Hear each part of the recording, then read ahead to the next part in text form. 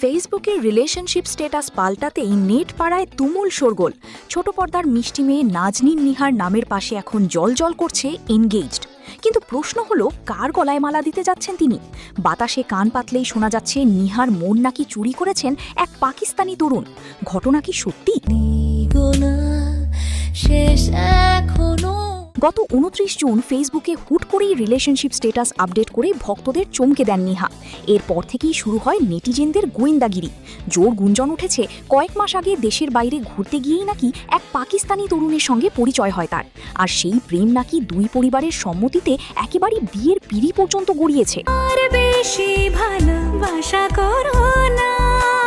কিন্তু এই খবরের সত্যতা কতটুকু? প্রেমিক কি আসলেই পাকিস্তানি? এমন প্রশ্নের জবাবে নিহা কিন্তু সোজা ব্যাটে খেলেননি। তিনি গুঞ্জনটি সরাসরি স্বীকারও করেননি, আবার উড়িয়েও দেননি। শুধু রহস্যের হাসি হেসে বলেছেন, আমার পক্ষ থেকে পরিষ্কার করে বলার জন্য আপাতত এতটুকুই, আমি এখন এনগেজড।